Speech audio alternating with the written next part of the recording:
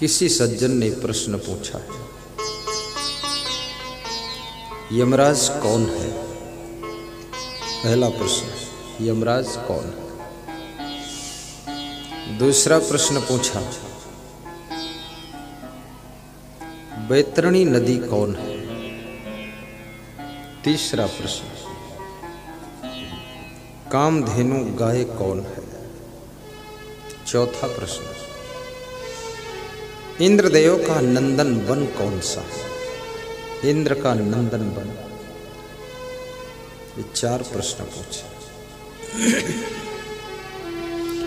चाणक्य ने चारों प्रश्नों का उत्तर एक ही श्लोक में दिया। थोड़ी देर में बताऊंगा। दूसरा प्रश्न,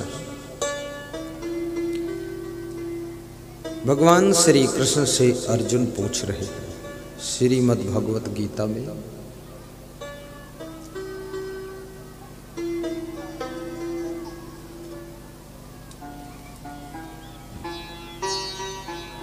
कि वह कौन से भक्त हैं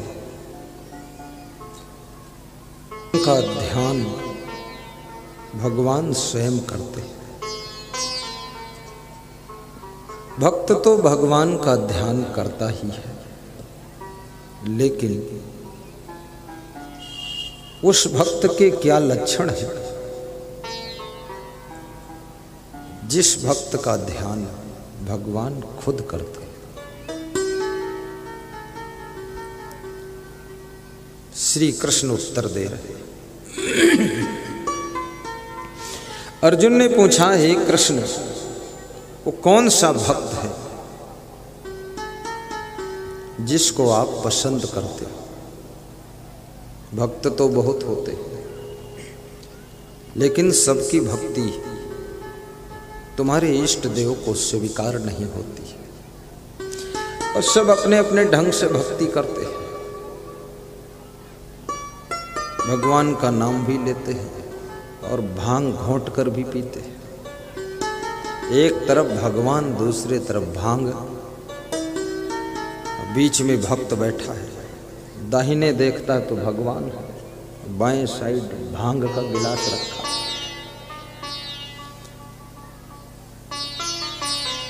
नशा करना भक्ति के मार्ग में सुशोभित नहीं है। भक्ति के पथ पर नशा और व्यसन का त्याग आपको मंजिल तक पहुंचाता है।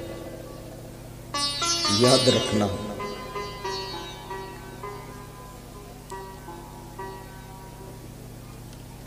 भक्ति का अर्थ ही है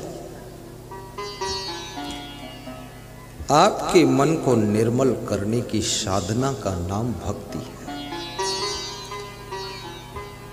कर्म को शुद्धि प्रदान करना भक्ति का फल है। चरित्र का सुधार भक्त की बहुत बड़ी उपलब्धि है। इसलिए भक्ति के पथ पर चलने वाले लोग ये मत समझना कि एक तरफ खूब नशा करो, दूसरी तरफ भक्ति सफल कर दो, नहीं होगी सफल। व्यसन मुक्त होना है, और व्यसन मुक्त व्यक्ति ही, बुराइयों से मुक्त आत्मा टेंशन से मुक्त हो जाता है। टेंशन स्वतः किसी के मन में पैदा नहीं होती। टेंशन का कारण तुम्हारे दुर्गुण, तुम्हारी बुराइयां। चिंता कोई ऐसी चीज नहीं जो अपने आप आती है। चिंता सूचना देती है कि तुमने बहुत वर्ष पहले कोई गलती किया था, जिसके कारण अब चिंता हो रही है। कभी क्रोध में तुम गलती करते हो, कभी लोभ में आकर गलती करते हो, और कभी काम वासना से प्रभावित होकर तुम गलती कर देते हो। कभी अहंकार में, जोश खरोश में, और कभी मोह में तुम गलती करते हो। जिस समय महाराजा धीराज धृतराष्ट्र को समाचार मिलता है कौरव निरंतर मारे जा रहे हैं, धृतराष्ट्र आंखों से अंधे हैं लेकिन दुख में डूब जाते हैं।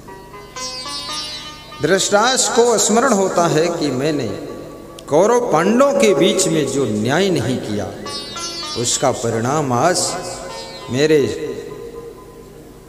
पुत्र कौरव विनाश को प्राप्त हो रहे हैं। बाप की गलती पुत्रों का विनाश कर देती है और पुत्र की गलती माँ बाप को दुख के कुएं में ढकेल देती है।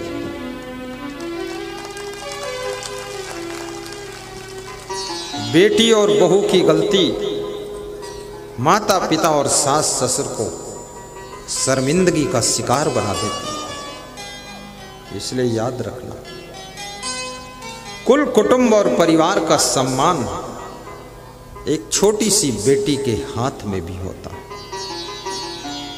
और सम्मान के सामने न धन की कीमत है न पद की कीमत है। जिन लोगों का सम्मान सुरक्षित है उनसे बड़ा धनवान कौन है। इसलिए बेटी को धन कहा गया और ये भी कहा गया पराया धन। लेकिन माँ बाप के पास में ये धन 20 साल तक रहता है और ये बेटी रूपी धन यदि समझदारी से रहे तो माँ बाप को भी धन्य कर देता है। और वही बेटी जब बहू बनकर पुतोहू बनकर ससुराल जाती है तो अपने ससुराल को भी धन्य कर देती है। कितनी बेटियां ससुराल में एटम बम बनकर जाती है। उसका बाप बोलता था बम बम भोले, बेटी कहती एटम बम के गोले। ससुराल में एटम बम बनकर गई।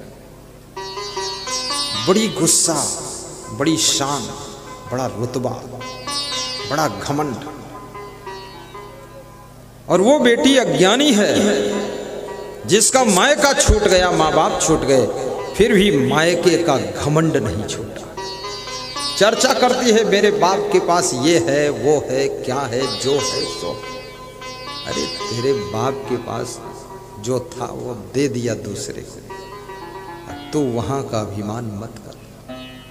तेरा घर भी ट्रांसफर हो गया और तेरी फैमिली भी ट्रांसफर हो चुकी है। अब ये तेरा पति ही तेरा परिवार है। अब यहाँ जो है उसको स्वीकार कर, अब मायके का घमंड मत कर। कितने लोग साधु बन जाते, उनको अपने घर का घमंड रहता है। दूसरे साधु को रोब दिखा देते, क्या समझ रखा, करोड़ों की संपत्ति पर लात मार कर आया। तो मैंने एक साधु से कहा कि लात ठीक से मार नहीं पाए क्या, अभी भी याद आ रही है?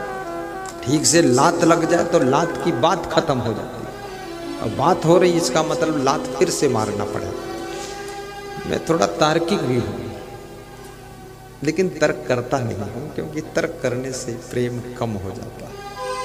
अब सुन लेता हूँ ज़्यादा, शुरू शुरू में कर देता था, अब नहीं करता, अब होशियार हो गया। जब मनुष्य होशियार हो जाता है तर्क वर्क सब खत्म कर देता है, कोई फायदा नहीं। होशियार पति कभी अपनी पत्नी से तर्क कुतर्क नहीं करता है, कभी नहीं करता। और समझदार पत्नी अपने पति से कभी बात नहीं लड़ाती है। जो ना समझ पत्नी है 24 घंटे में 24 बार बात भी लड़ाती है और आंख भी लड़ाती है। अगर तुम सावधान ना रहो तो हाथ पांव भी लड़ा देगी।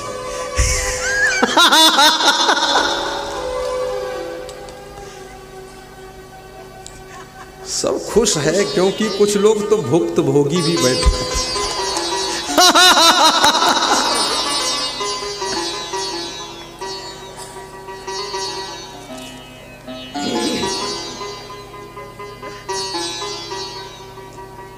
आनंद आ गया।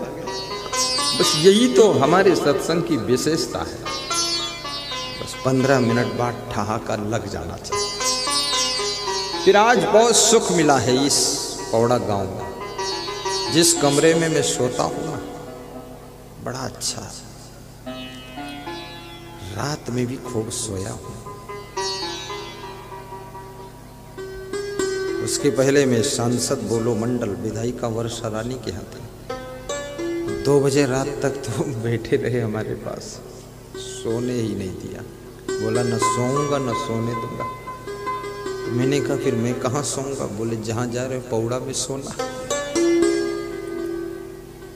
अमाज झा ने ऐसी कुटिया बनाई है, रमणीक कुटी, याद रखना। कभी सुंदर भवन रहने के लिए मिल जाए तो भी खुश होकर रहना चाहिए। कभी सुदामा की कुटी मिल जाए तो भी संतुष्ट होकर रहना चाहिए।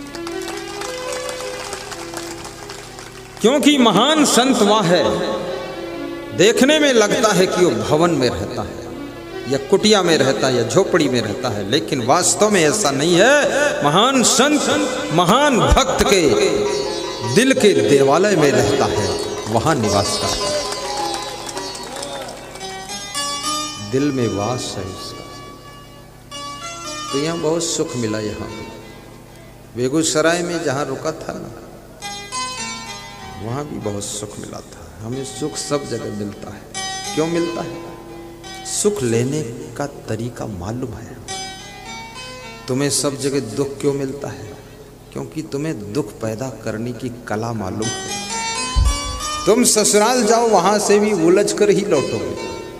रास्ते में सास ससुर को गाली दोगे, कुछ दिया नहीं, खाली खीर खिला दिया, बाकी खाली निकला। जो व्यक्ति अपने आप को हर कंडीशन, पोजीशन, सिचुएशन में सेटिस्फाई करना जानता है, अर्थात संतुष्ट करना जानता है, वह व्यक्ति कभी दुखी नहीं होता है, हमेशा सुखी रहता है।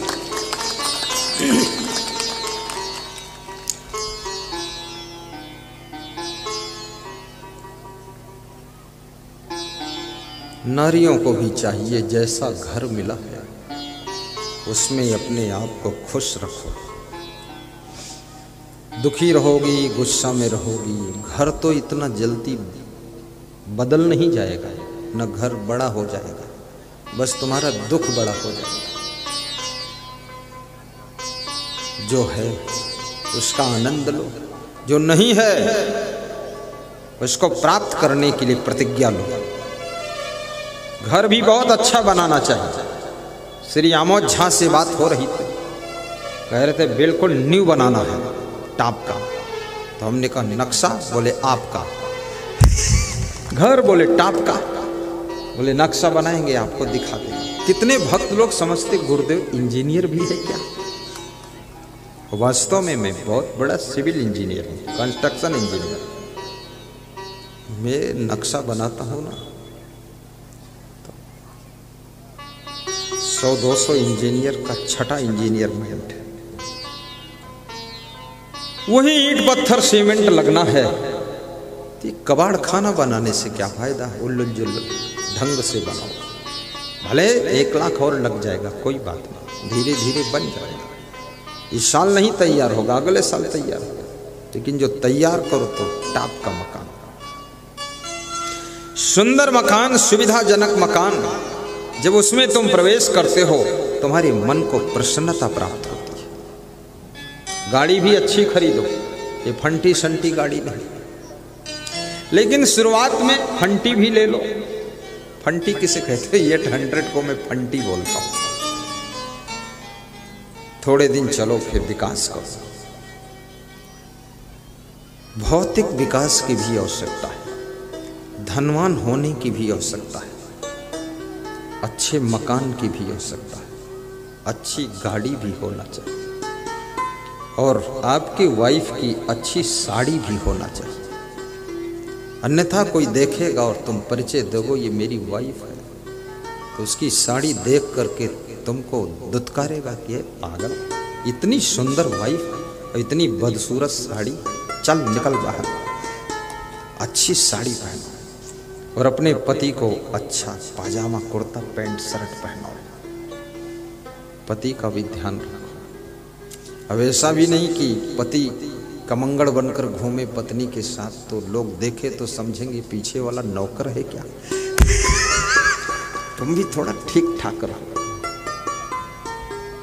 जो भी कपड़े पहनो साफ सुथरा, दांतों को साफ सुथरा रखो, चेहरे को साफ सुथरा, बालों को साफ सुथरा, नाखून काट कर रखो, चप्पल जूते भी साफ सुथरा रखो। और जहां सफाई प्रबल होती है वहां पर याद रखना, लक्ष्मी का निवास अपने आप होता है, अपने आप होता है। सफाई में सफलता समाई हुई है। आप देखिए भारत देश के जितने नेता हैं, सबसे साफ सुथरा सेटिंग से कपड़े पहनने वाला नेता कौन है? माननीय प्रधानमंत्री नरेंद्र मोदी। तो किस पद पर है? सबसे टॉप पद पर। कपड़े भी साफ पहनो, दांतों को भी साफ रखो, ये तंबाकू खाना छोड़ दो। आज एक व्यक्ति आया था मेरे पास, मिथिलेश झा। यहां बैठे हैं मिथिलेश। मिथिलेश कहाँ? खड़े हो, इधर दिखाओ।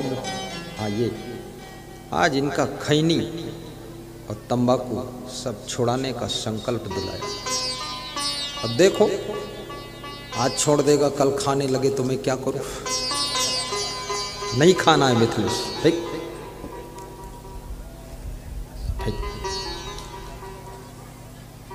ये कुछ ऐसा वैसा मत खाइए। जब मुस्कराइए तो दांत आपके मोती जैसे चमकने चाहिए, हंसिए दूध जैसे दांत दिखने चाहिए। ये महिलाएं कुछ ऐसा वैसा नहीं खाती हैं। देखो कितना, ओठ भी सुंदर है, दांत भी सुंदर है। मैं भी नहीं खाता हूं, कभी नहीं खाएगा। सब सुंदर ही सुंदर है। सुंदर भी बनो, स्वभाव भी सुंदर बनाओ, वाणी भी सुंदर, व्यवहार सुंदर, चरित्र सुंदर, कर्म सुंदर, जीवन पूरा सुंदर हो। और याद रखना, जिसका जीवन ही सुंदर है, फिर सत्यम शिवम सुंदरम की प्राप्ति हो जाती है।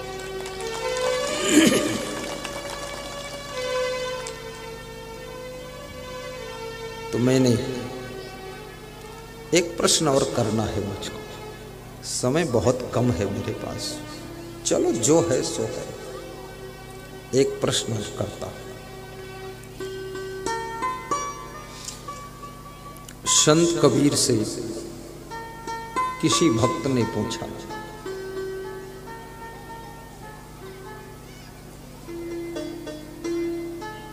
कि संसार में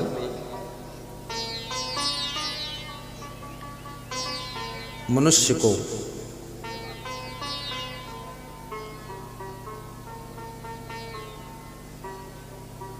क्या करना चाहिए, कैसे रहना चाहिए? संसार में जन्म तो हो गया, जीना नहीं आता। आंख मिल गई पर देखना नहीं आता है, क्या देखूं? कान मिल गए पर सुनना नहीं आता, क्या सुनूं? जो नहीं सुनना चाहिए उसको जिंदगी भर सुनते रहते। फिल्मी गीत सुनते हैं लोग। कितने विद्यार्थियों का जीवन बर्बाद हो गया। माँ बाप समझते हैं मेरा बेटा मेरी बेटी बहुत पढ़ रहे हैं, कमरा बंद करके मोबाइल में फिल्म देख रहे हैं, मोबाइल में गाने सुन रहे हैं। और ये गाने गाने वाले लोग हीरो हीरोइन, इनका तो धंधा है। इसलिए देखो ना किस किस आवाज में गाते हो लोग, ऐसी बोलते हैं। मैं तो सोचता हूँ बहुत मेहरकुल्ला लोग है, बहुत नालायक है। ये क्या गाता है, करता है। मैं तो कभी इनका धूर्तों का सुनता ही नहीं।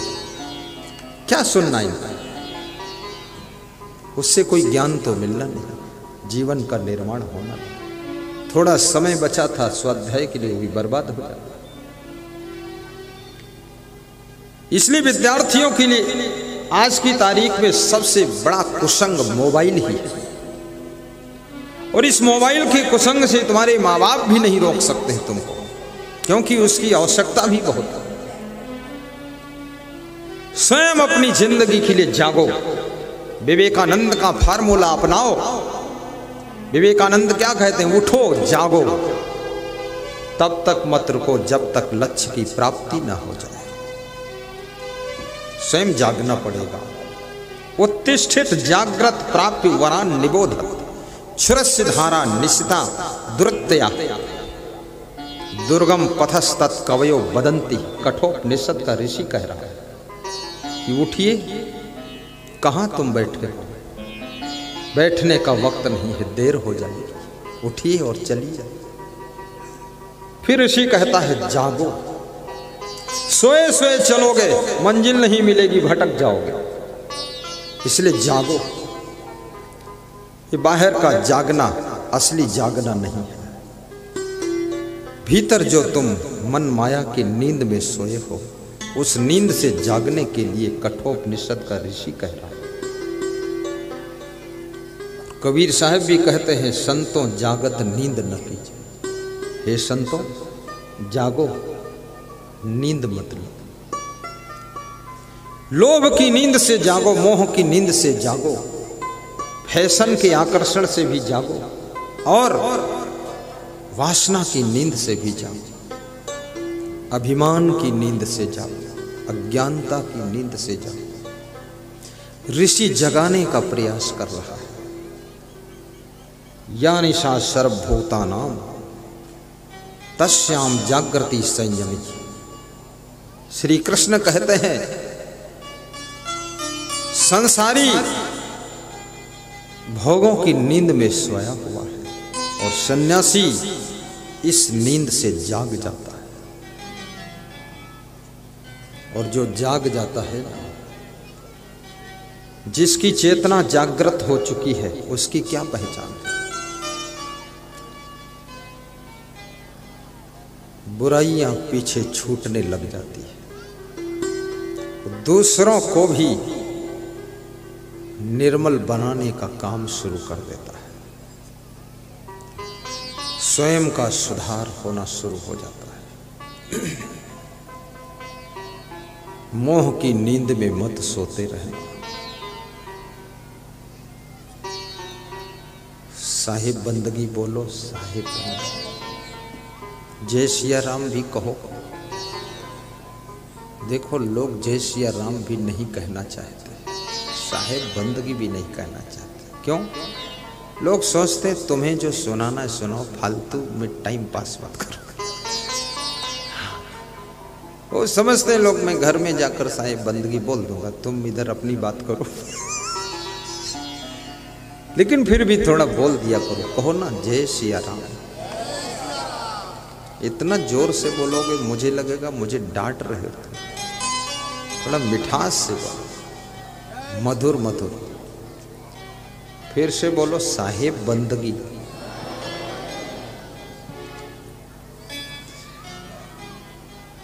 साहिब बंदगी।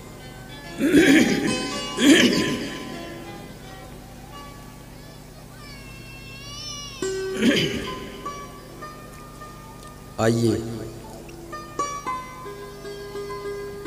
मोबाइल की नींद से भी जागो। जीवन में जितनी चीजें मिली हैं सबका सदुपयोग करो, दुरुपयोग मत करो। ये धूल कहाँ से आ रही है? यहाँ कोई गाड़ी अंदर मत चलाए, बहुत धूल आ रही है। कौन दौड़ रहा है? कार्यकर्ता गण दौड़ने वाले को पकड़े और रोके, और कोई गाड़ी अंदर मत चलाए, धूल नहीं उड़नी चाहिए। जिसका बच्चा रोए बाहर निकल जाओ, डिस्टर्ब मत करो, टाइम नहीं है। एक एक मिनट का 10-10 हज़ार खर्चा हो रहा है। चलो निकलो जल्दी, यहाँ रोना धोना मत करो। जिसको रोना धोना घर में रो धो।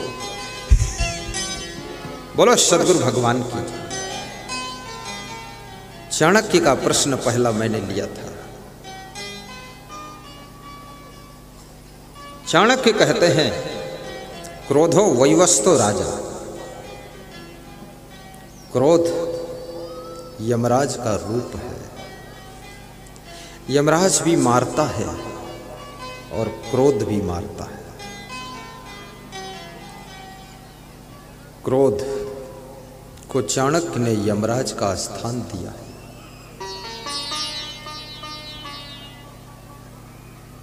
किसी को कंट्रोल करने के लिए थोड़ा सा जोश दिखाना ये क्रोध नहीं, लेकिन क्रोधी स्वभाव बना लेना। कितने लोग तो इतने क्रोधी हो चुके हैं, भोजन भी खाते हैं तो क्रोध में खाते हैं, और बिस्तर में सोते हैं तो क्रोध में ही सोते हैं। मैं तो सोचता हूं इसको नींद कैसे आती होगी। कितने लोग स्नान करते हैं तो भी क्रोध में करते हैं, बाल्टी उठा उठा कर पटकते हैं। कितने लोग गाड़ी भी चलाते हैं तो क्रोध में, इतना स्पीड से, इतना जोर से कि अम्मा गिर गई मंझोल में और बेटा पहुंच गए बेगूसराय में। वहां देखा अम्मा तो है ही नहीं, अम्मा यहां गिरी पड़ी, खोपड़ी फूटी पड़ी। अरे अम्मा को गठरी समझा है कि बोरी समझा? संभल कर चलाओ गाड़ी, धीरे चलाओ। और गाड़ी धीरे चलाने का जो आनंद है, तेज चलाने में तो बहुत पीड़ा है। परिणामदर्शी बुद्धि रखो। बहुत तेज चलाओगे किसी से लड़ जाओगे, कोई कुचल जाएगा, मर जाएगा, टकरा जाएगा, किसी की गाड़ी कूच जाएगी, तुरंत झगड़ा होगा, पैसा मांगेगा, रिपोर्ट होगा, पुलिस आएगी, थाने में गाड़ी जाएगी। जा रहे थे ससुराल, पहुंच गए थाना, थाने वाले 20,000 मांगेंगे, नहीं दोगे कोर्ट में चले जाओगे, वहाँ 2 लाख जुर्माना होगा। गाड़ी खड़ी थाने में, अब तुम पैदल हो गए, ये बुद्धिमानी का काम। थोड़ा गम खा लो, धीरे निकल जाओ, पहुँच तो जाओगे। या मर गए तो क्या होगा? तुम्हारे पत्नी बच्चे बहुत रोएंगे, दुखी होंगे। दयालु दिल से काम कीजिए, क्रोध में नहीं। क्रोध मनुष्य के सम्मान को भी कम कर देता है। क्रोध करने से स्मरण शक्ति कम हो जाती है। जो व्यक्ति ज्यादा गुस्सा करता है उसकी मेमोरी धीरे धीरे वीक हो जाती है। इसलिए थोड़ा हंसमुख भी बनो, प्रसन्न चित्त रहा करो।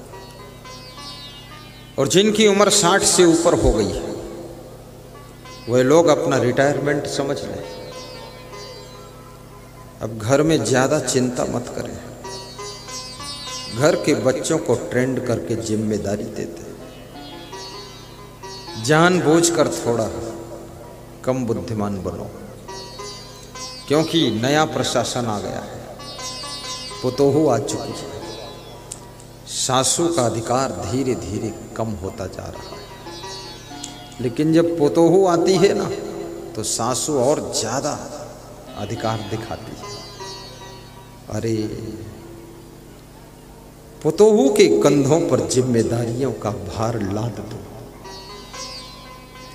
कभी कभी तीर्थाटन चले जाओ, पति पत्नी को छोड़ दो, बेटा बहू वहीं रहे। निकलना चाहिए। कितने घरों में बेटा बहू देर तक सोते, 8 बजे तक। माँ बाप देखते रहते हैं, जगाते रहते हैं, सुबह सुबह भगवान का नाम नहीं लेते, बेटे बहू की ही चर्चा करते रहते हैं। तुम तीर्थाटन जाओ, देखो 10-15 दिन, फिर ये सब उठना सीख जाएंगे। मैं अपनी संत मंडली में देखता हूँ, बहुत अच्छा रहता। सबसे बाद को मैं ही उठता हूँ। क्यों मैं इतना लफड़े में फंसूं? दूसरे लोग नहीं उठोगे, क्यों नहीं उठोगे? फिर मजा ये आता है जब मैं नहीं होता हूँ संत मंडली में। ये सब जाना है 6 बजे, तो 4 बजे से उठकर झोला खोलते बंद करते रहते। और यदि एरोप्लेन पकड़ना है सुबह 4 बजे, तो जो 8 बजे तक सोते थे सज्जन 2 बजे उठकर थैला बांध रहे। मैं सो रहा हूँ, मुझे 3:30 बजे उठाते। मैंने कहा उठा दो। तुम उठाओगे, मैं नहीं उठूंगा। अरे गुरु को निश्चिंत कर दो, माँ बाप को निश्चिंत कर दो, सास ससुर को निश्चिंत कर दो। जिंदगी भर बहुत काम किया है, बहुत भार उठाया है। कम से कम शिष्य के आने के बाद, पतोहू को आने के बाद सासू को थोड़ा विश्राम मिलना चाहिए, आराम मिलना चाहिए, तभी तो देवी स्वरूप तुम हो। तुम आकर के और वजन बढ़ा दिया। 1 कुंटल तो सासू लादे ही थी, तुम आकर के 2 कुंटल वजन कर दिया। कितनी बहुएं ससुराल में जाकर रोज बीमार ही रहती है, बताती हैं सिर दर्द है। सासू भी सोचती बहू तो अच्छी थी लेकिन दर्द वाली मिली। फिर सिर दर्द खत्म हुआ तो बोलती कमर दर्द है। कमर में क्या हुआ? बोले कमर उखड़ गई। अरे ये सारी नौटंकी बनाओगी तो काम कब करोगी? तुम फालतू बीमारी पाल के बैठी हो। अभी नया शरीर है, नई मशीन है, इतना दर्द कहां से पैदा हुआ? व्यायाम करो, सारा दर्द खत्म हो जाएगा। योगा करो, बड़ी बड़ी बीमारियां खत्म हो जाएंगी। जोर से हंसो, बहुत सारे रोग निकल जाएंगे। और पैदल तेज चलो, 43 बीमारियां खत्म हो जाएंगी। और याद रखना, निश्चिंत गहरी नींद सो और कड़ी भूख लगने का मौका दो तो आपके शरीर में कोई बीमारी नहीं रहेगी। हमारे भक्त सब समझदार हो गए। कल सुबह सुबह संकल्प लिया था मैंने, मीठा नहीं खाऊंगा,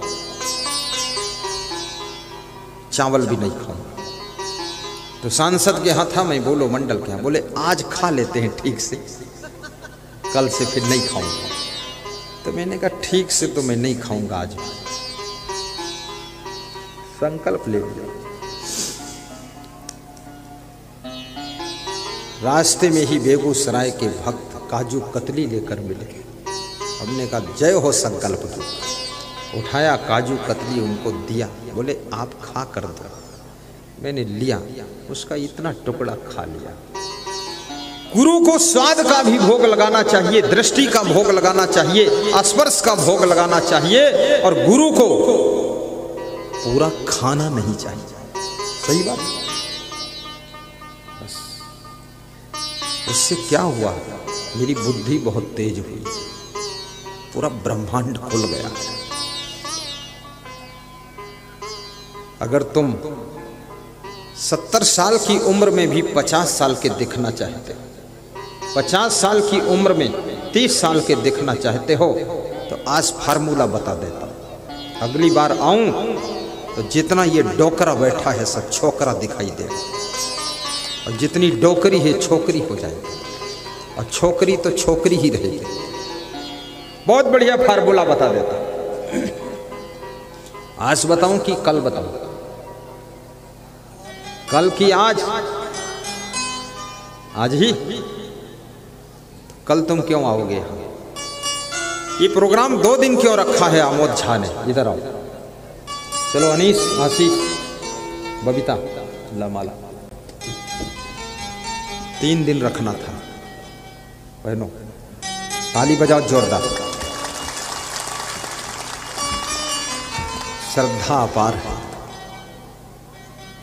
सबके कल्याण के लिए समागम आमोद झा ने आयोजित किया है कि हमारे जिले का, गांव का, टोला का, रिश्तेदारों का, सबका कल्याण हो, बिहार का कल्याण हो, इसलिए रखते।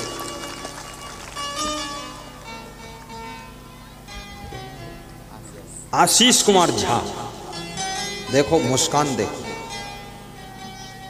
मुस्कुरा।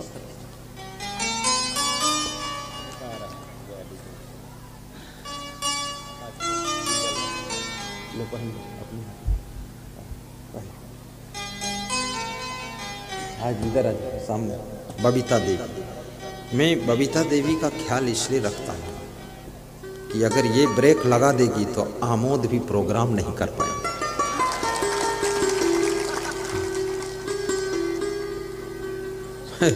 पति तो गाड़ी है लेकिन पत्नी उसका ब्रेक है, बेटा स्टीयरिंग है, पड़ोसी लोग सब नट बोल्ट है। नट बोल्ट ढीला कर देगा। धन्य हो धन्य। सही, बहुत अच्छे आदमी। आज कह रहे थे गुरुजी आपको अच्छा लगा कि नहीं लगा? हमने कहा बहुत अच्छा लगा। बोले गुरुजी हमको खुश करने के लिए तो नहीं बोल रहे हैं। हमने कहा नहीं, खुश तो पहले से आप हैं, हमको अच्छा लगा।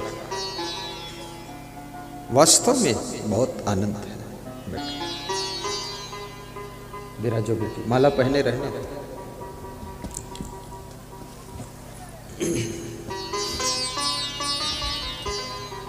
उठो मानो आँख खोलो, सो चुके हो अब न सोना। उठो मानो आँख खोलो, सो चुके हो अब न सोना। क्षुर्ण घड़ियाँ यदि कदाचिद खो चुके हो अब न खोना। क्षुर्ण घड़ियाँ यदि कदाचिद खो चुके हो अब न खोना। उठो मानो आँख खोलो, सो चुके हो अब न सोना। पथिक नाम के एक संत थे। उन्होंने ये पंक्तियां रची कि उठो मानो आँख खोलो। और वही बात कठोपनिषद का ऋषि कहता है कि उठो और जागो। विवेकानंद उसको दोहराते हैं। पथिक जी कहते हैं उठो मानो आँख खोलो। हमारी आँख, चर्म नेत्र तो खुले हैं, लेकिन विवेक की आँख बंद है। और जिसकी विवेक की आँख नहीं खुलती है, ये चर्म नेत्र उसको भटका सकते हैं, गलत आकर्षण में फंसा सकते हैं। ईसा मसीह किसी गांव से गुजर रहे थे, जिनको जीसस क्राइस्ट के नाम से भी जाना जाता है। उस गांव में एक अंधा नवयुवक रहता था, जन्म से अंधा था। लोगों ने सुना था जीसस क्राइस्ट यदि आंखों पर अंगुली स्पर्श कर दे तो इसको रोशनी मिल सकती है, आशीर्वाद दे दे। आशीर्वाद बहुत बड़ी चीज है। आशीर्वाद उनको मिलता है जो आशीर्वाद के पात्र बनते हैं। कुपात्र को यदि आशीर्वाद मिले व्यर्थ हो जाता है। इसलिए आशीर्वाद लेने लायक पात्र भी बनो।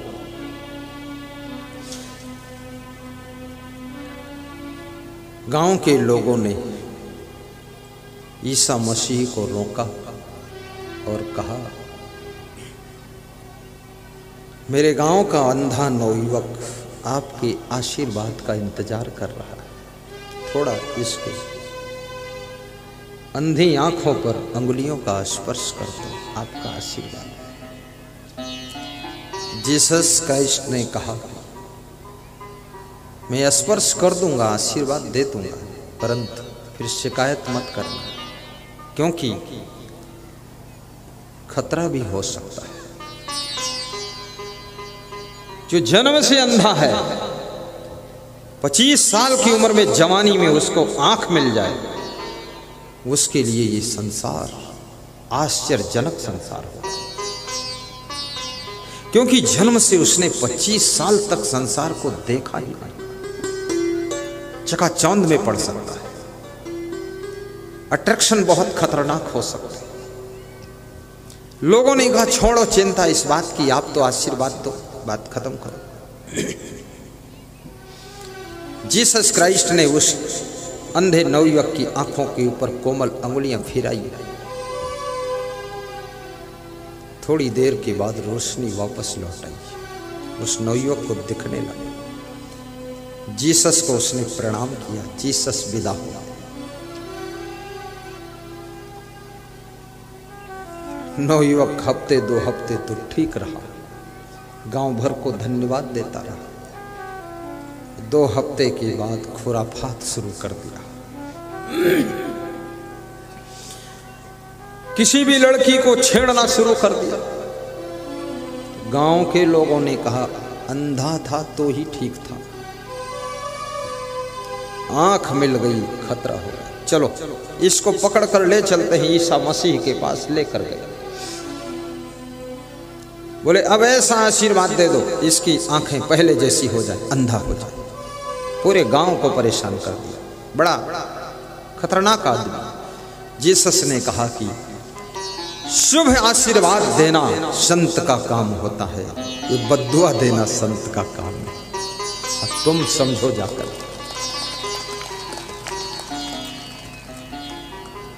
उन्होंने कहा भी इसको सत्संग में ले जाओ। ये चर्म नेत्र तो मैंने आशीर्वाद से दे दिया है, अब सत्संग में जब बैठेगा तब इसको विवेक के नेत्र प्राप्त होंगे, तब ये गलतियां नहीं करेगा, फिर ये कोई अच्छे कार्यों को अंजाम दे दे। सूरदास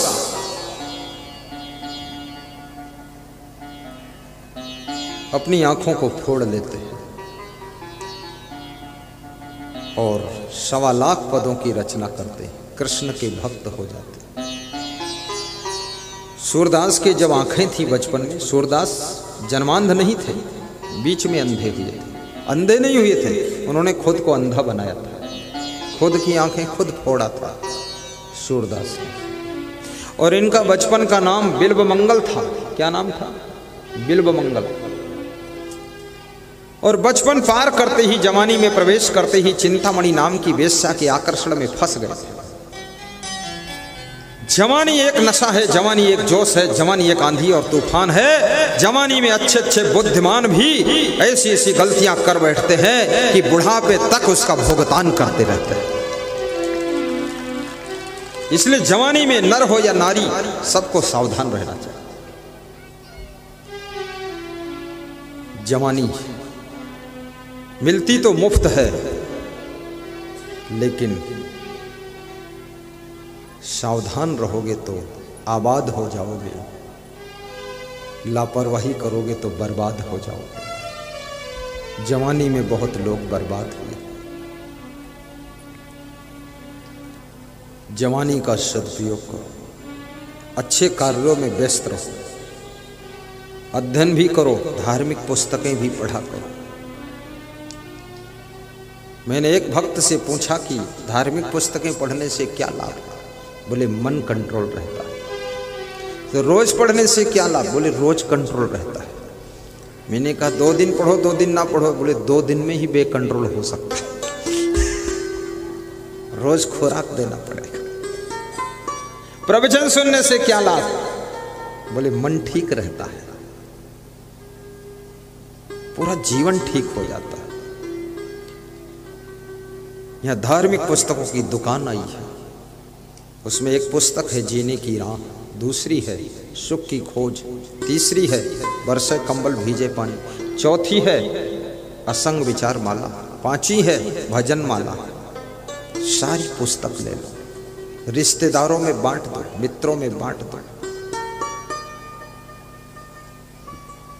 मैंने एक भक्त से पूछा, इतना फोटो तुमने गुरु के लगाए हैं अपने घर में, संत महान पुरुषों, इससे क्या फायदा? बोले जब देखता हूं ना मन सलामत हो जाता है। जिस चित्र को सामने तुम देखते हो उस चित्र के चरित्र का असर तुम पर पड़ता है। कितने लोगों ने अपने घर में गधे के चित्र लगा रखे, उस घर में 2-4 गधे हो ही गए। फिर कितनों के घरों में देखा मैंने कौवा का चित्र लगा है, पूरा घर कौवा बना हुआ है। घर में काऊ काऊ मचा रहता है। अरे ये कौवा कबूतर, ये गधे, ये घोड़े, इनके चित्र लगाने की जरूरत नहीं है। हीरो हीरोइन का चित्र लगाने की जरूरत नहीं है। चित्र लगाना ही है तो अपने पूज्य माता और पूज्य पिताजी का चित्र लगाइए, जिन्होंने जन्म दिया है।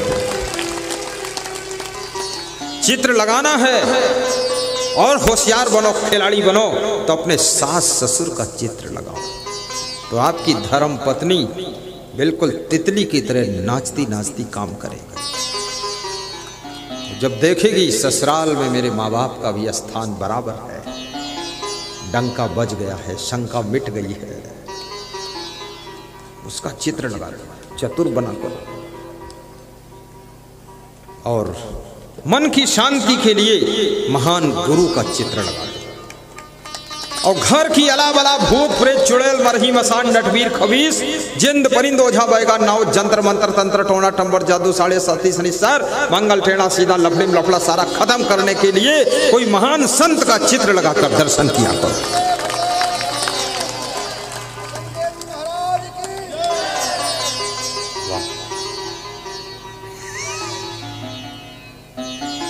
बड़ी मरी मराई जय आ रही इधर से, पता नहीं जय कह रहे हैं कि जाओ कह रहे हैं।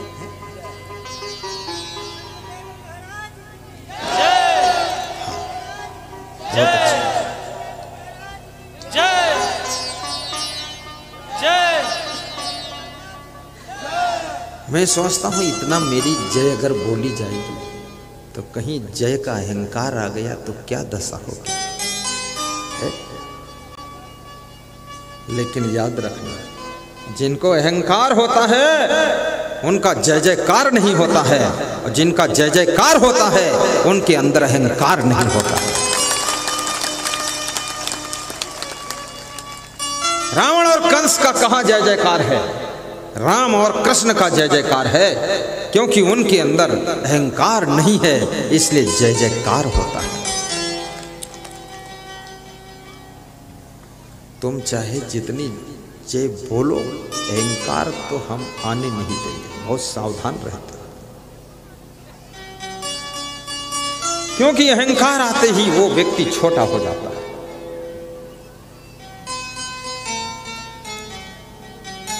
नम्रता, भगवान श्री राम की नम्रता संदेश देती है कि तुम भी विनम्र बनो। राम कितने विनम्र थे। भगवान कोई अभिमानी व्यक्ति थोड़े बन सकता है। केवट कहता है नाव नहीं लाऊंगा, राम कहते हैं कोई बात नहीं। बोले चरण धोऊंगा, तो राम ने कहा बेगियान जल पाई पखारो, जल्दी लाओ पानी धो लो चरण, होत विलंब होता रहो पारू। एक एक चौपाई तुलसीदास की रामायण की हमको सिखाती है। भगवान श्री राम को 14 वर्ष का वनवास मिला है, लेकिन फिर भी केवट से कहते हैं कि वेगियान जल पाई पखारू होत विलंब होता रहो पारू। कहते हैं जल्दी से जल लाइए और चरण पखारिए, मुझे देर हो रही, पार उतारिए। क्या बात है। केवट कहता है 14 साल का वनवास मिला है, 1 साल यहीं लग जाएगा तो फर्क क्या पड़ेगा, आपको तो 14 साल समय बिताना है। भगवान कहते हैं वनवास मिला है लेकिन कुछ करने के लिए मिला है, यहाँ गंगा किनारे खड़े रहने के लिए नहीं मिला। जल्दी उतारिए, विलंब हो रहा है। विलंब शब्द का प्रयोग भगवान श्री राम कर रहे हैं। आप भी फटाफट कार्यों को किया करो, विलंब ना किया करो। तुमको तो स्नान करने में भी विलंब हो जाती है, कितने लोगों को तो मंजन ब्रश घिसने में विलंब होती है, कितने लोगों को तो थैले में सामान रखना उसी में विलंब हो जाता है। उनका सब काम विलंब से ही होता है। भोजन बनाने में विलंब, खाने में विलंब, नहाने में विलंब, कपड़ा धोने में विलंब, कपड़ा उतारने में विलंब, सत्संग में जाना था उसमें भी विलंब हो गया, ये 1 घंटा लेट आए। पत्नी समझाती है कि आधा सत्संग छूट गया, आने से क्या फायदा। बोले फायदा ये है, भागे भूत की लंगोटी भली, जितना सत्संग मिला उतना ही सही, विलंब हो गया। विलंब मत कीजिए। भक्ति करने में भी विलंब मत करिए। ये मत सोचिए बुढ़ापा आएगा तब गुरु मंत्र लूंगा। अरे क्या बात करते हो, कौन ठेका लिया है कि तुम्हारा बुढ़ापा आएगा? कितनों का बुढ़ापा नहीं आता है और मौत आ जाती है, यमराज आ जाता है। पंडित कृष्णदत्त दूसरे गांव में पूजा करने गए थे। उनकी पत्नी सुंदरी देवी घर में थी। नारद जी द्वार पर निकलते हैं, बीड़ा बजा रहे हैं, तिलक लगाए हैं, राम नाम का गीत गा रहे हैं। सुंदरी अंदर से देखती है कि कोई महान संत जा रहा है। कर बीड़ा शिर तिलक लगाए, तेहि पुर नारद निक से आए। रामचरित गावत हर साई। राम का चरित्र हर्ष पूर्वक गाते हुए नारद जी द्वार पर निकलते। भगवत चरित्र गाओ, गुरु का गुणगान करो, हर्ष पूर्वक करो, हर्षित होकर। प्रवचन भी करो तो खुश होकर, और प्रवचन सुनो तो प्रसन्न होकर। कितने श्रोता भी ऐसे बैठते हैं जैसे लगता है बहुत दुखों के मारे हुए बैठे।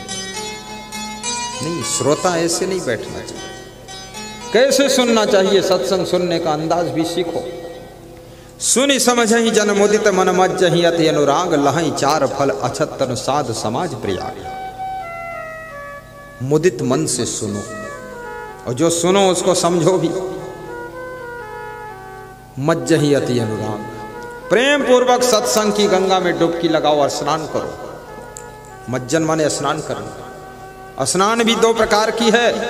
जल से स्नान करोगे शरीर का मैल धुल जाएगा, लेकिन ज्ञान रूपी जल से जब स्नान करोगे तो मन का मैल धुल जाएगा।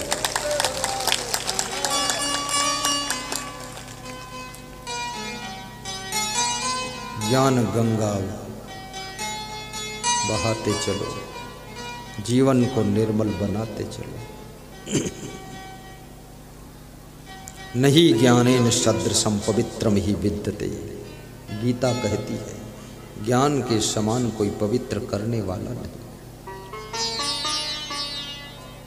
ज्ञान गंगा नहा लो प्यारे बना, अपनी बिगड़ी बना लो प्यारे बना।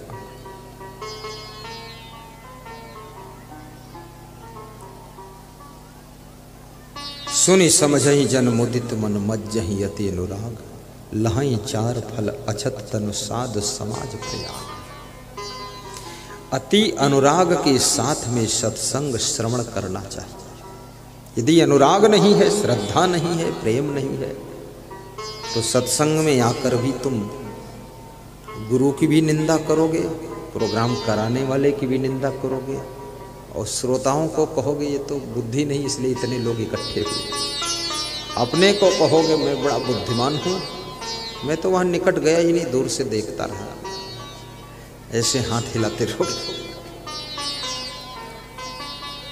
श्रद्धा से, और श्रद्धवा लभते ज्ञानम तत्परः संहितेन्द्रियः ज्ञानम लब्ध्वा पराम शांतिम अचिरेण अधिगच्छति।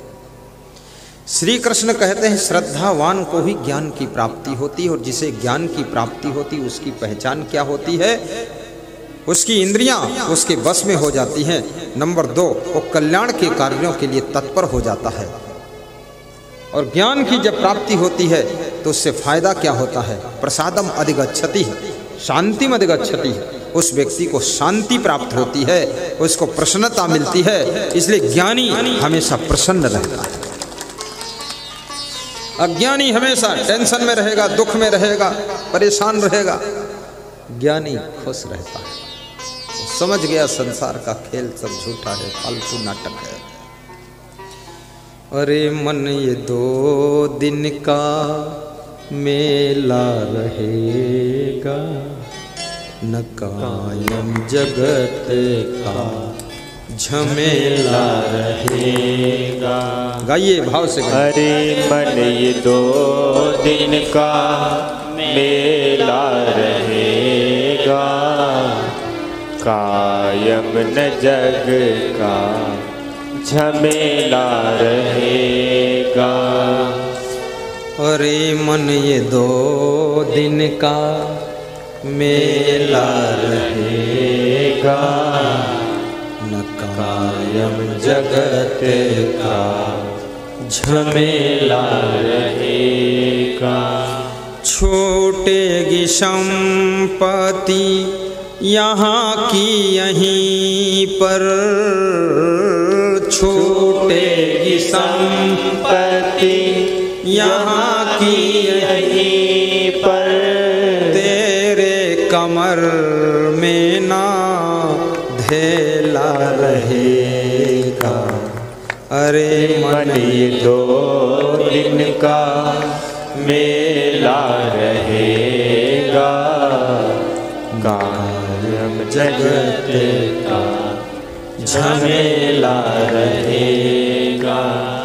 अरे मन ये 2 दिन का मेला रहेगा, न कायम जगत का झमेला रहेगा। छूटेगी संपत्ति यहाँ की यहीं पर, तेरे कमर में ना धेला रहेगा, तेरे कमर में ना धेला रहेगा। सबको पता है कि यहाँ से कोई संपत्ति लेकर नहीं जाता, लेकिन इस दुनिया से तुम भक्ति लेकर जा सकते हो, पुण्य लेकर जा सकते हो, शुभ कर्म लेकर जाते हो। और यदि भक्ति नहीं करोगे तो घाटे का सौदा। ये मनुष्य जीवन केवल खाने पीने भोगने के लिए नहीं मिला है। ये खाना पीना भोगना सोना बच्चों को जन्म देना ये तो पशु पक्षी भी कर लेते हैं। तुम तो एक बच्चे को जन्म देते हो, उसको संभालने में थक जाते हो, परेशान हो जाते हो। पशु पक्षी तो एक एक साथ 10-10 बच्चों को जन्म देते, सबको संभाल लेते, तो पढ़े लिखे भी नहीं, सब संभल जाते हैं। तुम एक ही बच्चे में अधमरे हो जाते हो।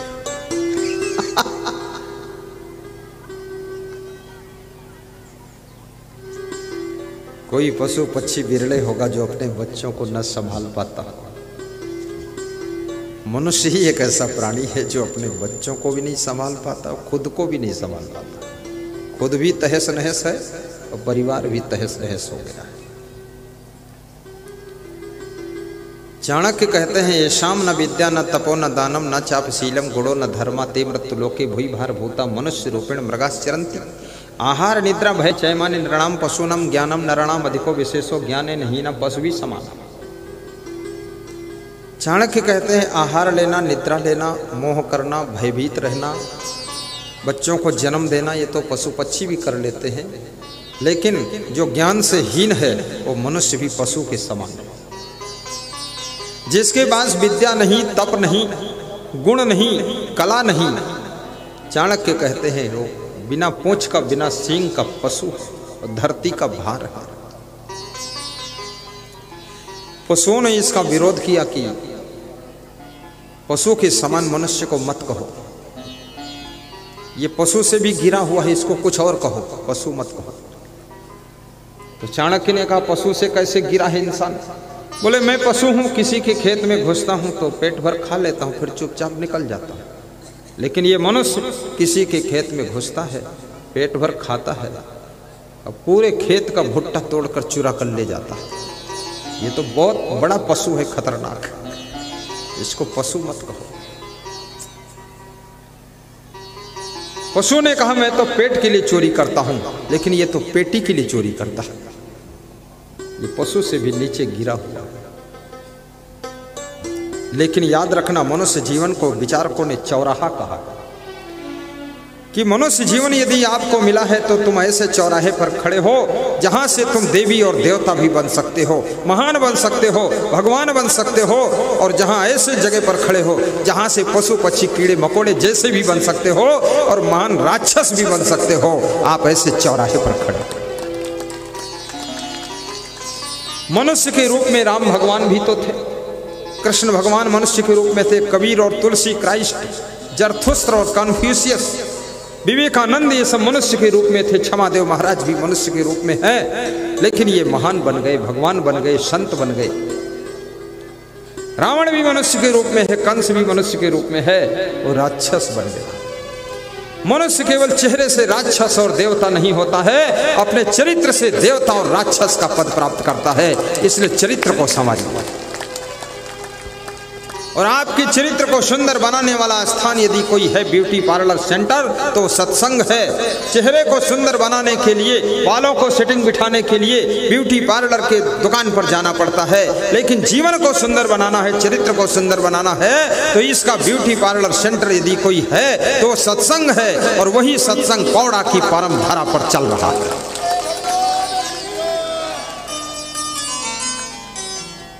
जीवन को सुंदर बनाइए।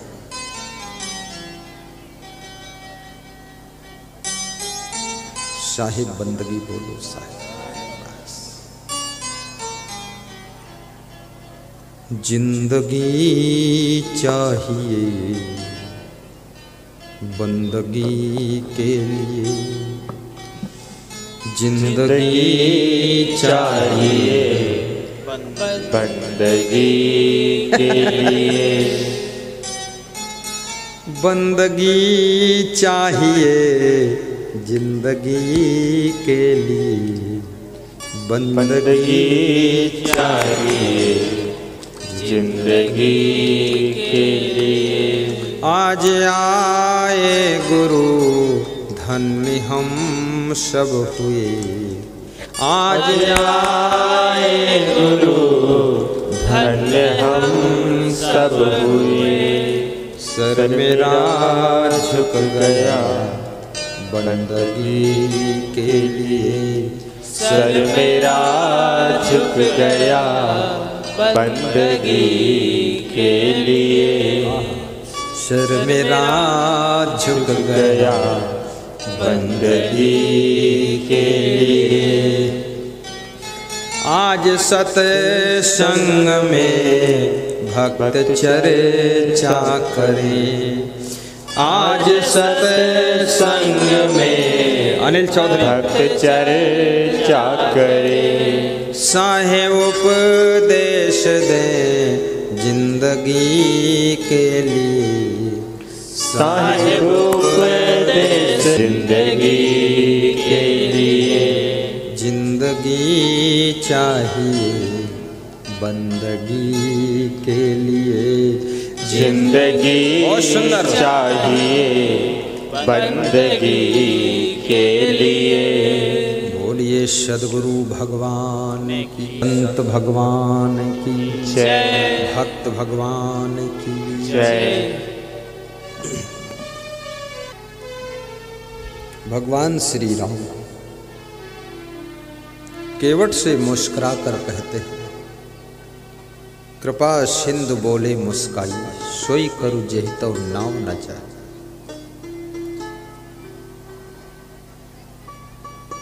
मुस्कुरा कर जिंदगी जीना, मुस्कुरा कर कार्य करना, ये भगवान का लक्षण है। हंस कर के काम करना, ये कृष्ण भगवान का गुण है।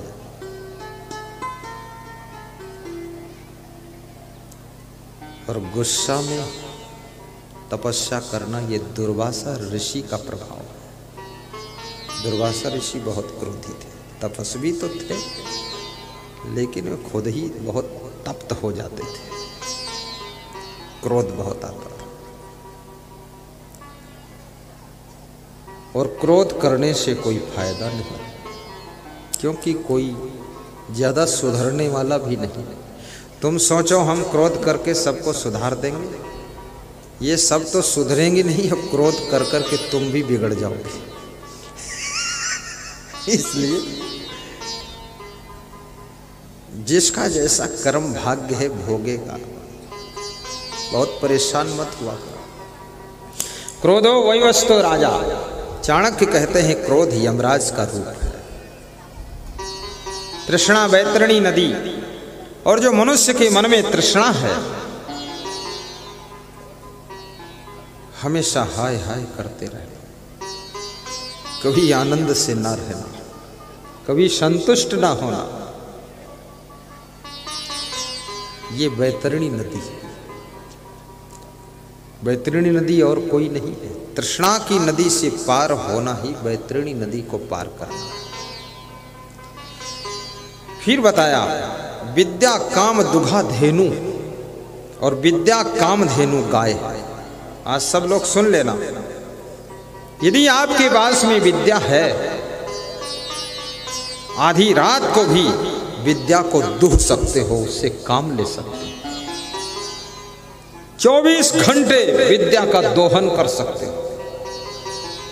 विद्या कितना ही खर्च करो कम नहीं पड़ती है। कामधेनु गाय को कितना दुहो, दूध कम नहीं पड़ता है, हमेशा दे सकती। हर घंटे में बाल्टी भर लो। ये विद्या कामधेनु गाय है, कितना ही इसको खर्च करो, प्रयोग करो, लेकिन विद्या कभी कम नहीं पड़ती है और बढ़ती चली जाती है। तुम यदि विदेश गए हो, वहां तुम्हारा मित्र कौन है? विद्या तुम्हारा मित्र है। विद्या मित्रम प्रवासेश। घर में हो तुम, घर में तुम्हारा मित्र कौन है? गृहस्थ आश्रम में भार्या मित्रम गृहेषु जा। तुम्हारी पत्नी घर में तुम्हारा मित्र है। पत्नी केवल पत्नी नहीं है, मित्र का काम करती है।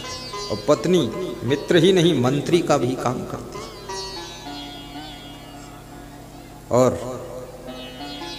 बैंक का भी काम करती है। बैंक में जैसे पैसा जमा होता है, पत्नी के पास जमा भी होता है, लेकिन निकलता बहुत मुश्किल से है। ऐसी बैंक है।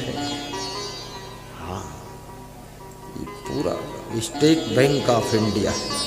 बहुत फार्म भरना पड़ेगा, पूछताछ इंक्वायरी होगी तब निकलेगा। और पत्नी तुम्हारा जीवन साथी भी है, लेकिन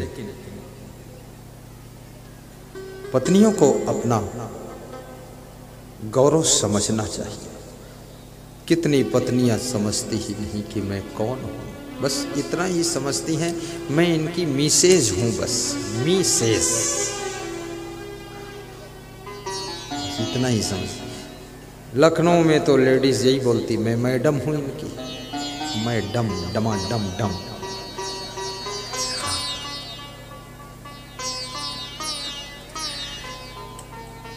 तुम धर्म पत्नी हो।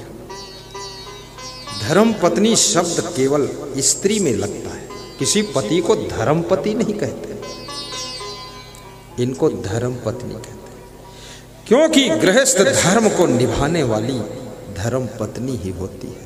और अगर धर्म पत्नी का मूड खराब हो जाए, तुम्हारा गृहस्थ धर्म सब सत्यानाश हो जाए। इसलिए धर्म पत्नी को धर्म को संभाल कर रखना चाहिए। धर्म की तुम ध्वजा हो, धर्म की जान हो, धर्म की कमान तुम्हारे हाथ में है, गृहस्थ धर्म। नारी अगर चाहे तो अपने द्वारा कोई महान दिव्य आत्मा को जन्म दे सकती है। तुम्हारी सोच से कोई नवीन आत्मा तुम्हारे द्वारा इस धरती पर आती है। मैं जो संत बना हूं ना, मेरी माँ ने सोचा था मेरे द्वारा कोई ऐसा पुत्र जन्म ले जो महान संत बने। जन्म लेने से पहले सोचा था। और कैसे सोचा था? एक महान संत का दर्शन किया था। काशी से महात्मा गए थे हमारे गांव, उनको देखता था, उसमें महिलाएं घूंघट में रहती थी। किसी के द्वार पर आए थे, वहां दर्शन कर लिया था। दर्शन करके उसके मन में भाव जगा, अरे ये महात्मा इतना महान है, इसका सब दर्शन करते हैं, पैर छूते हैं, मेरा कोई पुत्र इतना महान हो, बहुत बड़ा संत बने, उसका लोग दर्शन करें। ऐसा सोचा उसने, वैसा ही पुत्र जन्म लिया। तो जब मैं प्रवचन करता था, मेरी माता जी सुनती थी बैठ करके, फिर प्रणाम करने आती थी दान दक्षिणा देने मुझे। मैं कहता था, माता जी अपना जो मनी बैग है बटुआ खोलो, बड़ा नोट देना दान। जब माँ ज्यादा दान देगी तभी तो दूसरी माताएं देगी। हल्का मुस्कुरा देती थी, बोले ठीक है दे देंगे आपको। मैंने कहा आप खुश हो, महान संत जन्म लिया? बोले मैंने जितना महान सोचा था उससे भी ज्यादा महान तुम पैदा हो गए। जब आश्रम माँ आती थी तो सब भक्त उनको ढूंढ कर उनके पैर छूते थे। अरे गुरु जी की माँ, इतने महान संत की माँ को नमस्कार करते। माँ खुश हो जाती थी। याद रखना, बेटी की महानता, पुत्र पुत्री की महानता माता पिता के सम्मान को बढ़ा देती है। राम भगवान की महानता महाराजा दशरथ का नाम भी पैदा कर देती है, कौशल्या का नाम रोशन कर देती है। इसलिए बेटे और बेटी को महान कार्य करना चाहिए, वीरता के कार्य करो। अगर संसार में रहना है तो कलेक्टर बनो, एसपी बनो। अगर जगत में जीना है कोई बड़े अफसर बनो, मिनिस्टर भी बनो, उन्नति करो, बड़े बिजनेसमैन बनो। ये सुटर पुटर काम मत करो। 2 नमकीन के पैकेट धर के बेच रहे हैं, हाँ 4 पैकेट बिस्कुट के, बिस्कुट ले लो, क्या नाम है बिस्कुट का? लबझब है। क्या बात, बड़ी दुकान खोलो। जो करो उसको बड़ा करो, छोटा नहीं। मैंने तो 4-6 साल सत्संग किया ही नहीं। कोई भक्त आता था तो मैं मिलता भी नहीं था, क्या जरूरत मिलने की। मेरे गुरुजी ने कहा सत्संग करना पड़ेगा आपको, आप सत्संग के लिए ही जन्म लिए, तुम्हें कुछ और काम नहीं करना, आश्रम नहीं संभालना, सत्संग करना। तुम्हारे सत्संग से सबका कल्याण। हमने कहा गुरुजी जब है मेरे तो मैं क्यों सत्संग करूं? अरे बोले गुरु है लेकिन गुरु आज्ञा दे रहा है इसलिए करो। तब 4-6 साल बाद सत्संग शुरू किया। जब शुरू किया मैंने, मेरा इरादा था कि बड़ा सत्संग करूंगा, जबरदस्त करूंगा, बिहार में भी करूंगा। तो बिहार में भी आ गया, धीरे धीरे पौड़ा आ गया। अब बिहार में दोबारा आऊं कि ना आऊं, बताओ बिहार वालों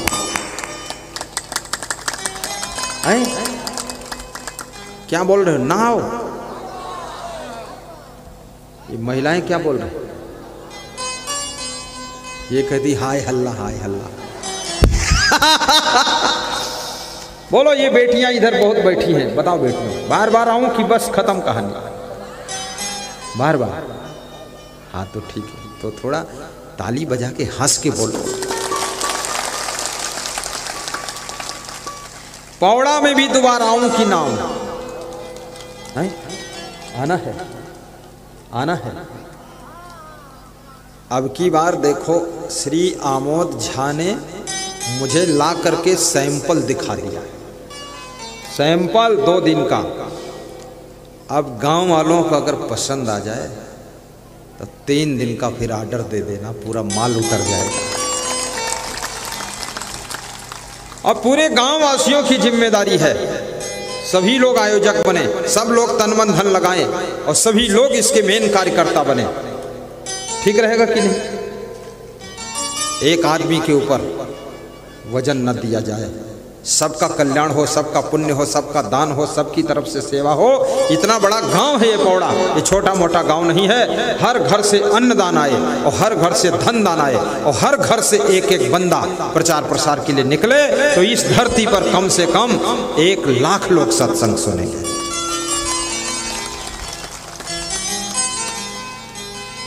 सब लोग राजी हैं पौड़ा वाले? ठीक 7 दिन बता रहे हैं। झा साहब। वो सियाराम जी कह रहे थे कि तुम जाओ ही मत, इधर ही रहो, बवाल खत्म। हाँ, बार बार कहीं वहाँ एमपी जाओगे, यूपी जाओगे। तो उनका भाई बोला हीरा लाल, अरे पूरी दुनिया कल्याण होना, खाली बिहार में कैसे रोक लोगे? वास्तव में नदी को रोकोगे तो बिजली की लाइट पैदा हो जाती है। पानी जो रुकता है बांध बनाकर, वहाँ फिर बिजली पैदा की जाती है, और फिर उस पानी को नहर में डाल करके फसलें हरी भरी हो जाती हैं। तो गुरुदेव नदी की तरह बहते हैं, जितना ज्यादा रोक लोगे तो ज्ञान की बिजली भी पैदा हो जाएगी और जिंदगी में हरियाली खुशहाली आ जाएगी। बहुत अच्छा। क्या सुना रहा था मैं भूल गया, याद दिला। तुम तो हमसे ज्यादा भुलक्कड़ हो। अरे भूल क्यों जाओगे? क्रोधो वही वस्तो राजा तृष्णा वैतरणी नदी विद्या दुगा कामधेनु संतोष। विद्या कामधेनु का विद्या मित्रम प्रवासेश भार्य मित्रम गृहेश्चा व्याधि तत्शेष धम मित्रम धर्मो मित्रम मृतस्य च। तो नारी केवल पत्नी नहीं है, नारी मां भी बनती है। सबसे पहले बेटी के रूप में धरती पर अवतरित होती है, फिर बड़ी होने पर ये बहू बन जाती है, फिर ये माँ बन जाती है, फिर ये भी सासू बन जाती है, और फिर ये दादी माँ बन करके संसार छोड़कर चली जाती है। नारी के पास बहुत डिग्रियां हैं, इसलिए माताओं बहनों को प्रसन्न रहना चाहिए। नारी की प्रसन्नता पूरे घर को प्रसन्नता से भर देती है। नारी की समझदारी घर को उन्नति की ओर ले जाती है, और नारी की सहनशीलता पुरुषों की चिंता को मिटा देती है, और नारी का पुरुषार्थ घर की गरीबी को मिटाने में मदद करता है। इसलिए नारियों को जागृत होना चाहिए। ये मत समझो कि केवल मैं घूंघट में रहने के लिए पैदा हुई हूं, तुम पूरा डेवलप करने के लिए पैदा हुई हो, घर को धन्य करने के लिए पैदा हुई हो।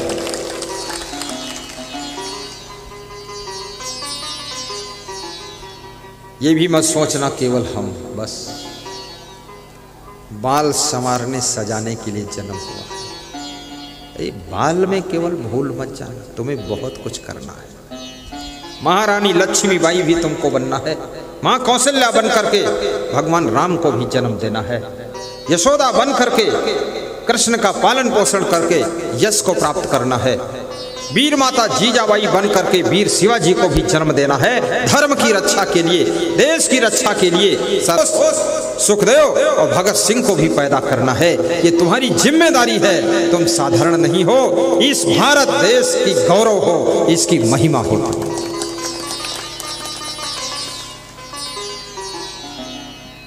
कितनी नारियां अपनी महिमा को समझती नहीं, बस सवेरा हुआ तेल घी साग लाना, और दोपहरी हुई बाल बच्चे खिलाना, हुई सांझ आलस्य निद्रा सताती, और रात में 2-4 गाली पति को सुनाती। रातों रात पति लोग बेहोश हो जाते हैं, दिन भर थक गए काम करते करते, रात में ऐसा इंजेक्शन मारा है, होश हवास गायब है। ऐसा मत करना। पति को भी तसल्ली देना। पति भी मजेदार है, वो अपनी पत्नी से बोलता है कि तुम मेरी जान हो। पत्नी बहुत खुश हो जाती है कि मैं इसकी जान हूं, जिस दिन चाहूंगी उस दिन जान खींच दूंगी।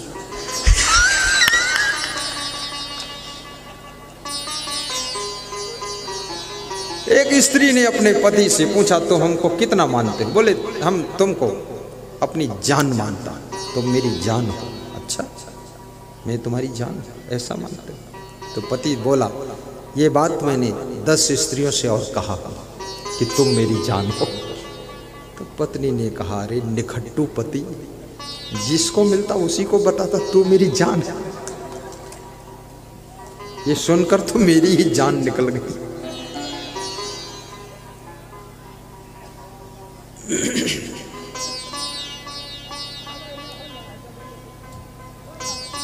एक पति ने अपनी पत्नी से कहा कि जब से हमारी शादी हुई तब से हम जानवर हो गए।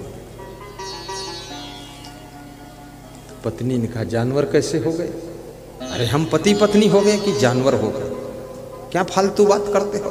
तो पति ने कहा मैं समझा दूंगा, समझ में आ जाएगा। बोले कैसे?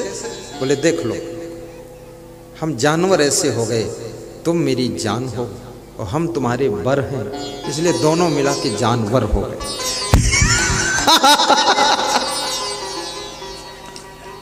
अरे जानवर नहीं हो, पशु पक्षी नहीं हो, इस धरती के तुम देवी देवता हो, धन्य हो।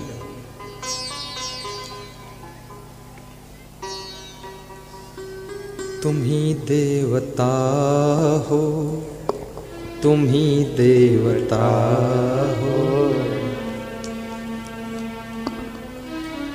तुम ही मेरे मंदिर, तुम ही मेरी पूजा।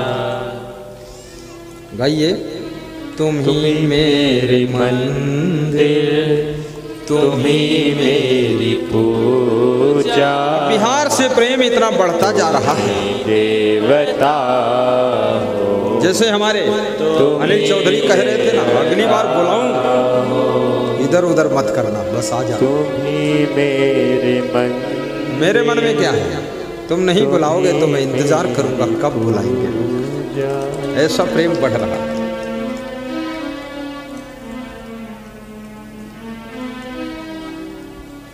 तुम ही मेरे मंदिर। गाओ गाओ, थोड़ा हम रेस्ट कर लें, 1 मिनट, थोड़ा दोहराओ।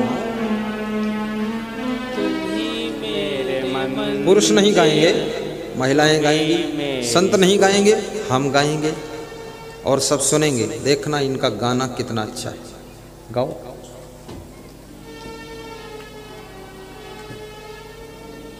राखी, और राखी देवी है। राखी विधायक का चुनाव लड़ी थी, बहुत योग्य महिला है। गाओ। समझ में नहीं आता क्या गाती। चलो एक साथ गाओ, मैच कर रहा है। मैं गाता हूं फिर दोहराऊं तो एक साथ हो जाएगा। देखो अच्छा गाना, ये पुरुषों को हराना है। ऐसी आवाज निकलनी चाहिए जैसे बांसुरी। सीधी बैठ जाओ, हाँ, आधा फुट ऊंचाई बढ़ जाए। तुम ही मेरे मंदिर, तुम ही मेरी पूजा, तुम ही देवता हो, तुम ही देवता हो, तुम ही मेरे। थोड़ा ऊंची आवाज।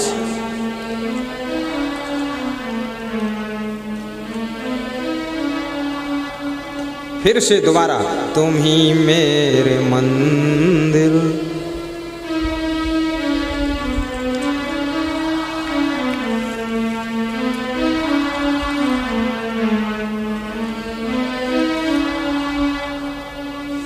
तुम ही मेरे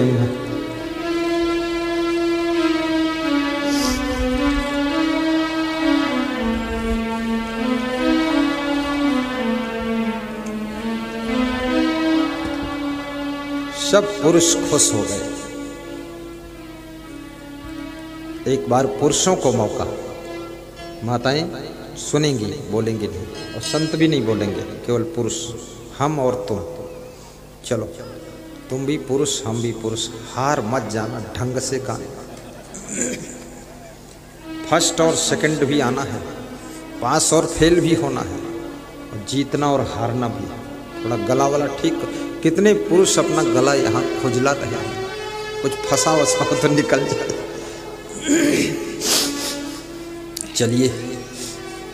तुम ही मेरे मंदिर, तुम ही मेरी पूजा,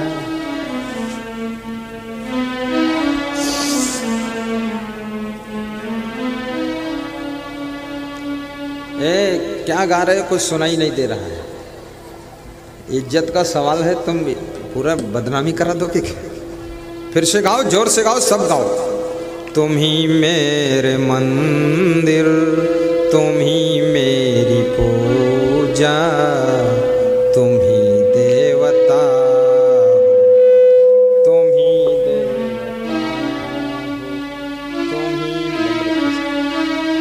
तुम ही मेरे मंदिर, तुम ही मेरी पूजा, तुम ही देव।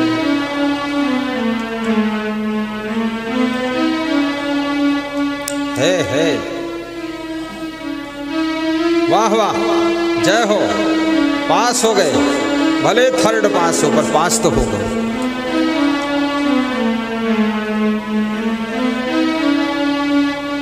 बस एक बार महिलाओं को चांस और दूंगा, अब की और संभल जाओ, क्योंकि इनको जो है ना फर्स्ट तुमको रहना है, इनको तो थर्ड वर्ड पास कर दूंगा बस। अगर फेल कर दूंगा तो ये रात भर रहने भी नहीं देंगे, इसलिए इनको हम सप्लीमेंट्री में पास कर देंगे। ये है टापर बैठिए सब, एक बार गाइए। तुम ही मेरे मंदिर,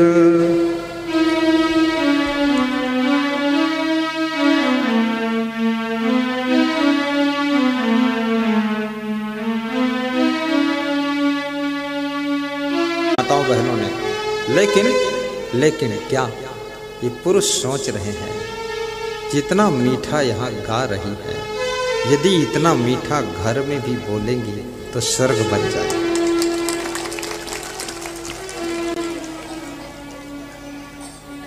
आज से संकल्प लेना, बस ऐसे बोलना, म्याऊं।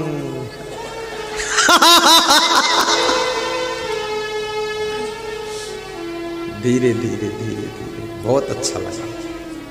सब शांति बनाए रखें, कार्यकर्ता मेहनत करते रहे, सबको बिठाएं, शांति बनाएं, कोई बातचीत ना करें, बोले ना, आनंद लें, हंसें और ताली बजाएं, लेकिन बातचीत ना करें। कोई मेरी आँखों को देखे तो समझे कि तुम मेरे क्या हो, कि तुम मेरे क्या हो। कोई मेरी आँखों को देखे तो समझे कि तुम मेरे क्या हो, कि तुम मेरे क्या हो। तुम ही राम में, सब गाइए, नर नारी साधु संत हम सब तुम ही हो, जीवन की नैया के खेवैया तुम ही हो। तुम ही मेरे मंदिर, तुम ही मेरी पूजा, तुम ही देवता हो, तुम ही देवता हो। बोलिए सद्गुरु भगवान की जय, बोलिए संत भगवान की जय। आज समस्तीपुर के वैज्ञानिक डॉक्टर हरिश्चंद्र दर्शन के लिए आए। बेटी और दामाद के साथ वैज्ञानिक हैं वे, आगरा के मूल निवासी, समस्तीपुर सर्विस। कह रहे थे गुरुदेव, बस अब शांति का रास्ता बताइए। विज्ञान की खोज करने के बाद भी शांति की प्राप्ति नहीं होती है। आत्मज्ञान प्राप्त होने के पश्चात शांति का सागर लहराने लगता है। आत्मवत् सर्वभूतेषु यः पश्यति सः पंडितः। विद्यामित्रं प्रवासेषु भार्यामित्रं गृहेश्च व्याधि तस्यैषधं मित्रं धर्मो मित्रं व्रतस्य च। बीमारी में तुम्हारा कोई मित्र है, दवाई है। इसलिए कभी कोई बीमारी आए ना, थोड़ा सा दवा का भी सहारा ले लेना। लेकिन बिना बीमारी के दवा मत खाना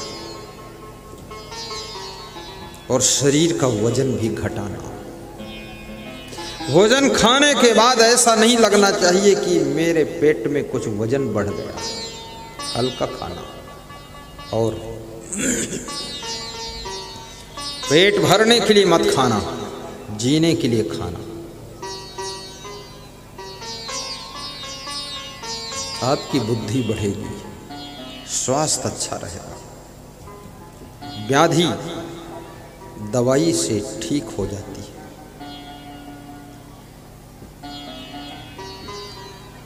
और सबसे जड़ से बीमारी को निकालने का काम आयुर्वेदिक दवा करती है। फिर उससे अगर आगे जाना तो होम्योपैथिक में जाइए, फिर नेचुरोपैथिक में चले जाइए, फिर और आगे जाना लास्ट में एलोपैथिक में चले जाइए। एलोपैथिक खराब नहीं, अच्छा है, लेकिन समझदार डॉक्टर से दवा लें।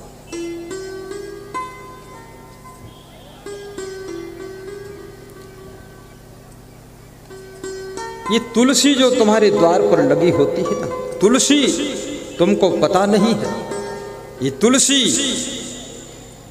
तुम्हारे आंगन में अगर लगी है,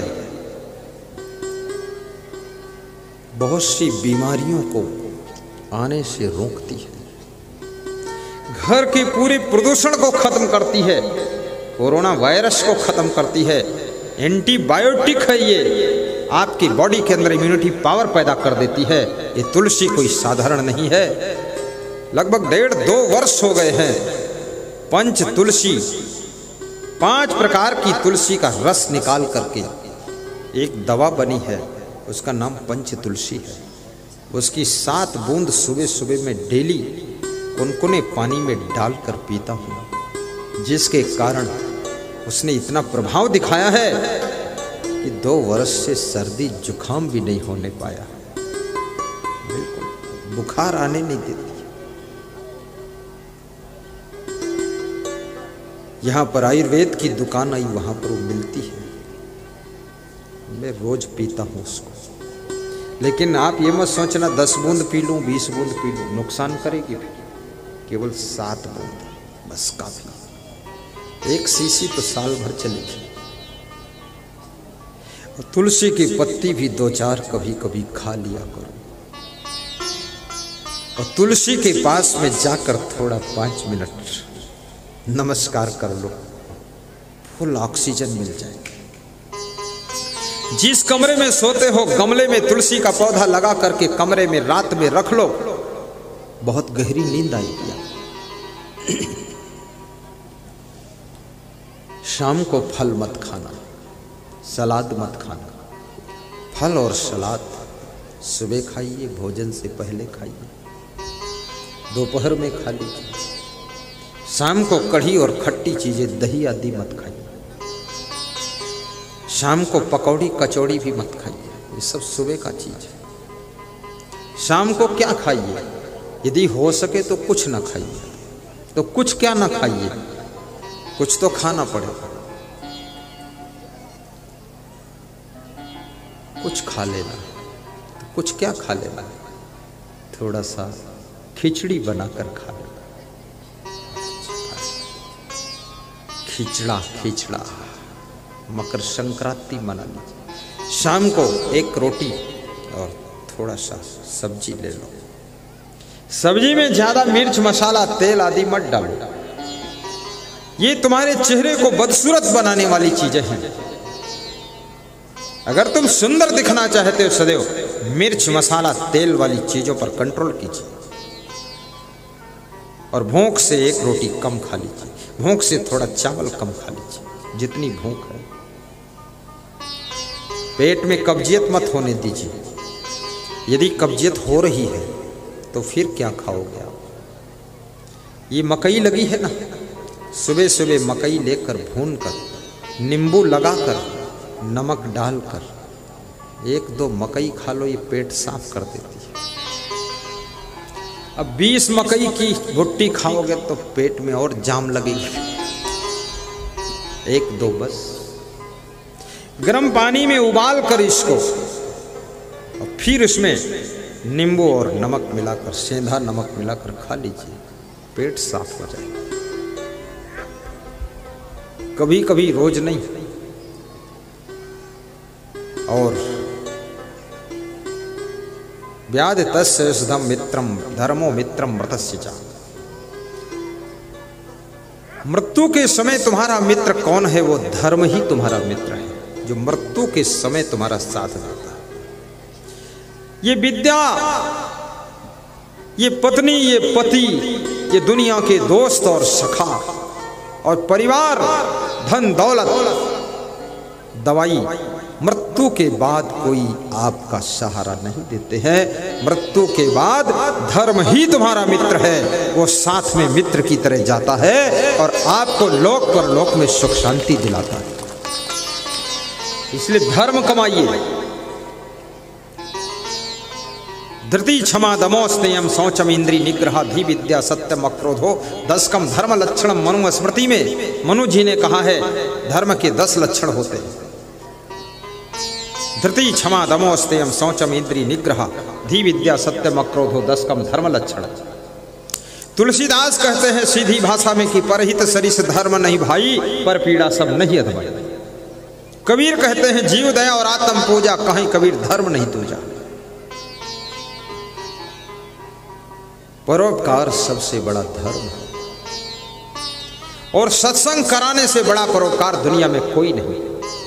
हजारों, बीसों हजार लोगों को जीने की कला सिखाना ये बहुत बड़ा परोपकार है। आज आमोद झा ने, बबीता देवी ने इतना बड़ा परोपकार का काम किया है, पूरे बिहार के 10,000 लोगों का कल्याण किया।